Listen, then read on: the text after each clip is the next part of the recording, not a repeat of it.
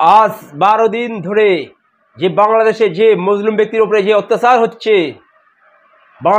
বাংলাদেশের প্রধানমন্ত্রী শেখ হাসিনা ওরফে শেখ ফেরাউন কি অত্যাচার করছে। এই পর্যন্ত 272 জন মারা গেছে, শহীদ মারা গেছে, গুলি খেয়েছে, পুলিশ গুলি করেছে বুকে। বাংলাদেশের পুলিশ কি নিকৃষ্ট প্রাণী দেখুন। যারা বাংলাদেশের লোক জনগণ তারা বলছে যে আমরা চাইতে গেছি অধিকার, আমাদের অধিকার চাইতে গেছি, হয়ে গেছি রাজাকার। দেখতে থাকুন ভারতের বুদ্ধিজীবী ডক্টর রজব আলী সাহেব কি বলছে।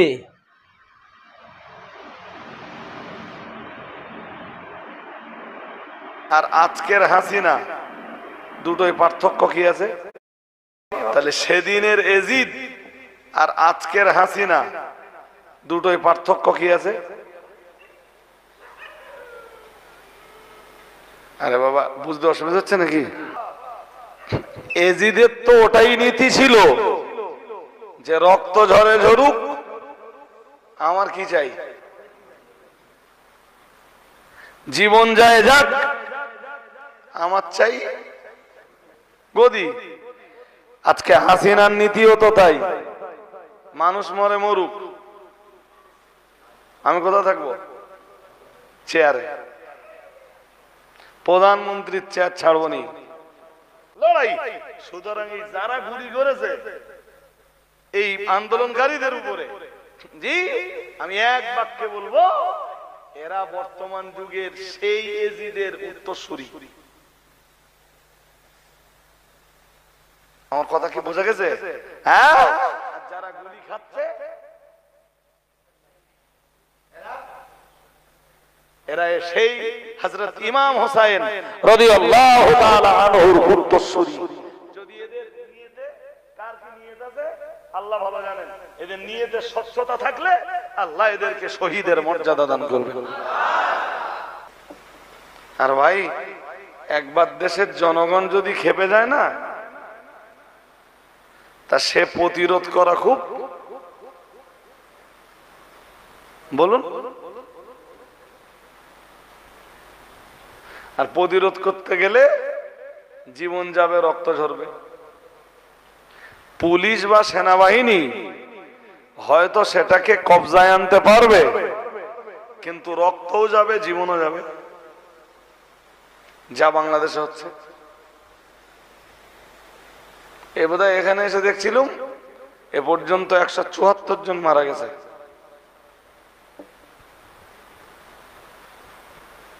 তো 174 জন কি কম মনে করছেন?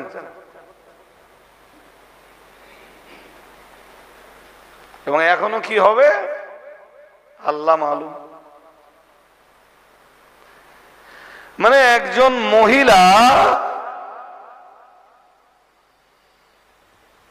দেশের জন্য কতটা সর্বনাশ ডেকে আনতে পারে, হাসিনা তার এক দৃষ্টান্ত। আমি সব মহিলার কথা বলিনি, বলো ভাই।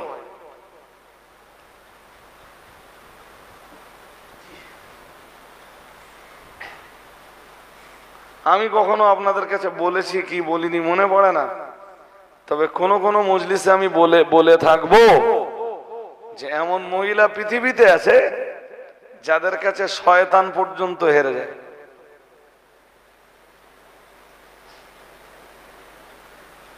বাংলাদেশের পরিস্থিতি কতটা ভয়াবহ না হলে সর্বত্র সেনাবাহিনী নামাতে হয়েছে। সারা দেশ জুড়ে সেনাবাহিনী নেমেছে, সারা দেশে কারফিউ চলছে।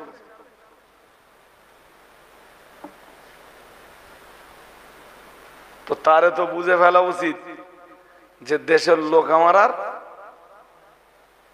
চায় না। কিন্তু ভাই, ক্ষমতার আসনে থাকার নেশা যেটা, এ নেশা খুব মারাত্মক নেশা।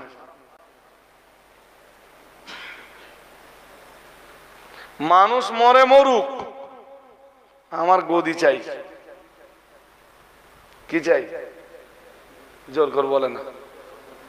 এবার বলুন, সেদিনের এজিদ নীতি যদি তাই হয়, তাহলে সেদিনের এজিদ আর আজকের হাসিনা দুটোই পার্থক্য কি আছে? আরে বাবা, বুঝতে অসুবিধা হচ্ছে নাকি? একটু এগিয়ে এগিয়ে আসেন দেন, বড্ড যেন আজকে দূর দূর মনে হচ্ছে। আসেন, এগিয়ে আসেন। একটু কাছাকাছি এসে না বসলে না এ কথা বলে ঠিক 16 আনা মস্তিটা হয় না। আরে বাবা, এজিদের তো ওটাই নীতি ছিল যে রক্ত ঝরে ঝরুক, আমার কি চাই? জীবন যায় যাক, আমার চাই গদি। আজকে হাসিনার নীতিও তো তাই, মানুষ মরে মরুক, আমি কোথায় থাকবো? চেয়ারে। প্রধানমন্ত্রীর চেয়ার ছাড়বো নি। তো ওই নীতি তো এজিদের ছিল যে মানুষের জীবন যায় যাক, রক্ত ঝরে ঝরুক, আমি খেলাফতের মসনদ ছাড়বো না। তাই তো করলো, তাতেই তো ইমাম হোসাইনের জীবন চলে গেল।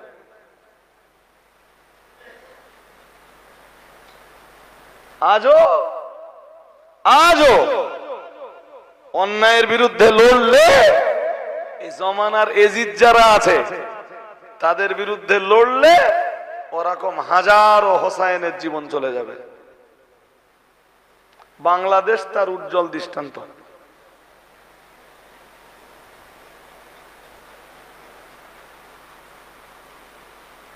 জি, যে কারণে ভাই আমাদের কাজ হলো, যদি মনে করি হকের জায়গাতে দাঁড়াবো, সত্যের জায়গাতে দাঁড়াবো, তাহলে আমাদেরও প্রাণের নিরাপত্তাটা থাকবে না। এজিদ বাহিনীর যে কেউ আপনাকেও উড়িয়ে দিতে পারে, যে কেউ যখন তখন উড়িয়ে দেবে। আরে বাবা, সহজ কথায় যাদের কাছে আসন, গদি বা চেয়ারের চাইতে মানুষের জীবনের মূল্য কম, আর মানুষের জীবনের রক্ত আর জীবনের মূল্যের চাইতে যাদের কাছে চেয়ারের মূল্য, মসনদের মূল্য, গদির মূল্য বেশি, তারা যখন তখন যাতা করতে পারে।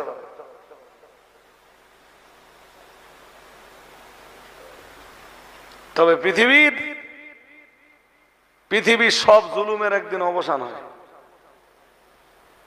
এজিদেরও কিন্তু অবসান ঘটেছিল না? ঘটেনি? কিছু বলে না। এজিদ ধ্বংস হয়নি? নেই তো। এই যে বাংলাদেশে যে মারধরটা হলো এখনো চলছে। একটু আগে বলছিলাম, মনে আছে? বলছিলাম জি, এই যারা আন্দোলনটা করছে ওদের দাবি কি বলেন তো? যারা আন্দোলন করছে তাদের আন্দোলনের মূল বক্তব্য হলো যে এদেশের সরকার চাকরি দিক যোগ্যতা আর মেধার উপরে ভিত্তি করে।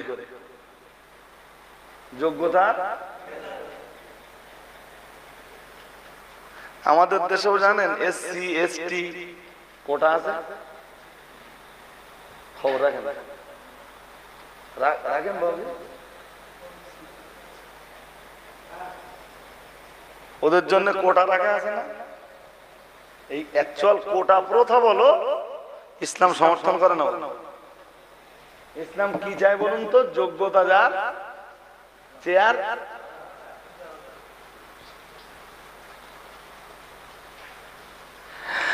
আর একজন অযোগ্য লোক চেয়ারে বসলে তারই উজ্জ্বল দৃষ্টান্ত ইতিহাসের পাতায় হযরত ইমাম হোসাইনের শাহাদাত। তারই উজ্জ্বল দৃষ্টান্ত হলো এজিদ। আর বর্তমান পৃথিবীতে তার উজ্জ্বল নমুনা হলো বাংলাদেশ।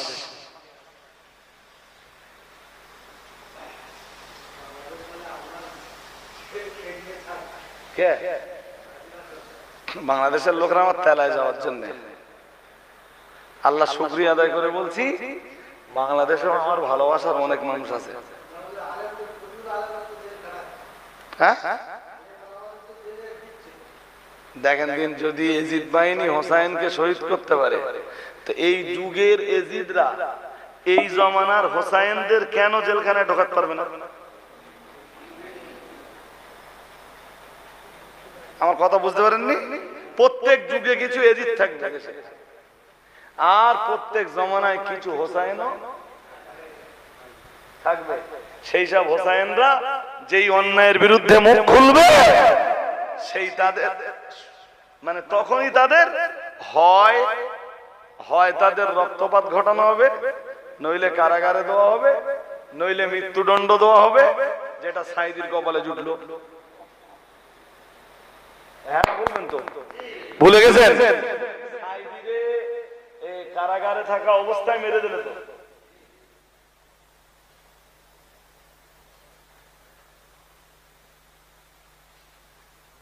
তাই তো সাইদির অপরাধ কি রাজাকার ছিল? সাইদি সাহেবের বিরুদ্ধে মামলা দেওয়া হয়েছিল ধর্ষণের মামলা, লোকের ঘর জ্বালিয়ে দেওয়ার মামলা, এরকম গুচ্ছ গুচ্ছ মামলা সাইদি সাহেবের নামে।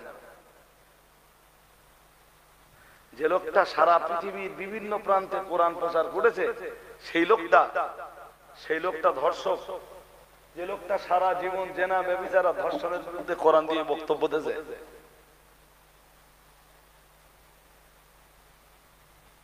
সাইদি সাহেবের পক্ষে যারা সাক্ষী দিতে যাবে,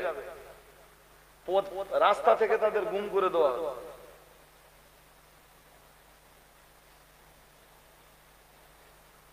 তবে এজিদের জুলুম বলো বেশি দিন স্থায়ী হয়নি, হিটলারিও বেশি দিন টিকে থাকেনি। নরেন্দ্র মোদী বদ্ধ দাপট দেখাতে এবার শুয়ে পড়া মতো হয়ে গেছে। হ্যাঁ না, জোর করে বলেন। হ্যাঁ, সামনের বার দেখবেন ভারতবর্ষের মানুষ পুরো শুয়েই দেবে।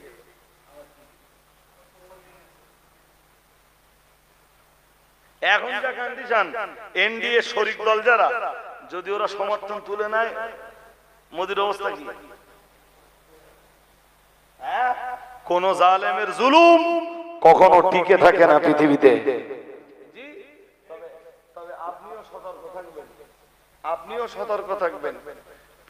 আমি আগেই বলেছি যে প্রত্যেক যুগে বলো এজিদ আছে, আর অল্প কিছু হলেও হোসাইন এজিদ মারবে, আর হোসাইনরা এই বাংলাদেশে দেখলেন না, বাংলাদেশের কেসটা হলো, আর একটু খুলে বলি, কেসটা হলো সে মুক্তিযোদ্ধা কারা কি ব্যাপার আল্লাহ ভালো জানে ভাই, আমি মোটামুটি একটু অর্ধেক বুঝি আর কি। তা সে আবার আপনাদের বোঝাতে গেলে সময় লাগবে না। ৭১-এর মুক্তিযোদ্ধাদের সন্তানদের জন্য কত পার্সেন্ট কোটা? 33% কোটা। মানে যোগ্যতা থাক আর না থাক, ১০০-র ভিতরে ৩৩ জন ওরা চাকরি করে।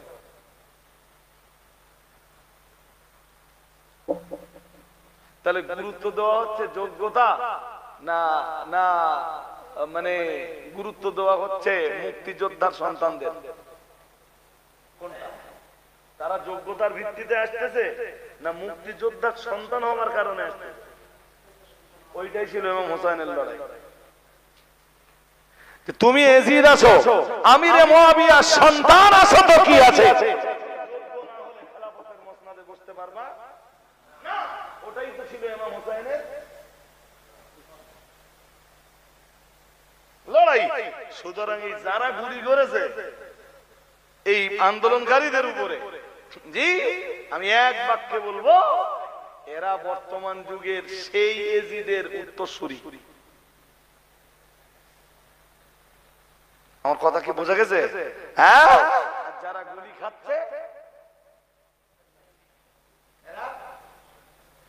এরা সেই হযরত ইমাম হোসেন রাদিয়াল্লাহু তাআলা আনহুর উত্তরসূরি। যদি এদের নিয়তে কার কি নিয়ত আছে আল্লাহ ভালো জানেন। এদের নিয়তে স্বচ্ছতা থাকলে আল্লাহ এদেরকে শহীদের মর্যাদা দান করবেন। জি আমার অনুরোধ ভাই সাহেব, ইমাম হোসেনের কারবালার ইতিহাস অনেক বড়। শুধু কারবালার ইতিহাস আমার এখন আর ভাই ওই ইতিহাস ঘাটার মানে কি বলবো বলেন দিন, এক কথাই বলছি ইতিহাস ঘাটার মতো ধৈর্য থাকে না। আর বরাবরই আমি ইতিহাসের উপর একটু দুর্বল ছিলাম, আমার খুব ভালো লাগবে। এখন ওই এখানে শুয়ে কারবালার ইতিহাস একটুখানি পড়ছিলাম, একটুখানি। ইমাম হোসেন কুফায় গেছিলেন, শুধু কুফাবাসীদেরকে একত্রিত করে এজিদের অপবিত্র খেলাফত থেকে মুসলিম উম্মাহ মুসলিম জনগণকে মুক্তি দেওয়ার জন্য